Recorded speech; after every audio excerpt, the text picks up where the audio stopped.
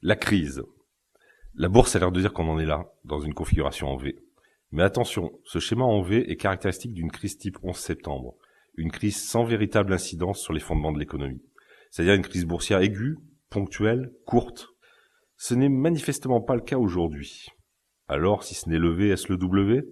Là, on serait dans une variante du V. Une reprise de la production trop rapide, par rapport à la consommation qui ne redémarre pas assez vite, nouvelle dépression et éventuel rephasage. Non, ça doit être plus que ça.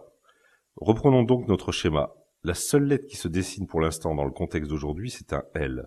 Les cours ont arrêté de dégringoler, les sociétés ont ajusté leur production au niveau bas, comme si ça allait durer. Et ça dure. Les boursiers sont rassurés, les bénéfices sont meilleurs qu'escomptés, mais ce n'est pas de la croissance, c'est seulement une baisse des charges. La vérité, c'est que des ressorts de croissance ont été sérieusement abîmés, qu'on ne peut plus s'appuyer sur une consommation effrénée, et que seules les entreprises qui bénéficient des plans de relance vont se relancer effectivement. La croissance est sélective, pas par secteurs entiers, mais fonction de chaque entreprise concernée. Ceci appelle une compétence de stock picking. Pas de reprise générale avec une belle tendance installée dont tout le monde puisse profiter, mais la nécessité de connaître précisément les entreprises et leur gestion spécifique de la crise. C'est justement le savoir-faire revendiqué par les gérants de Mandarin Gestion.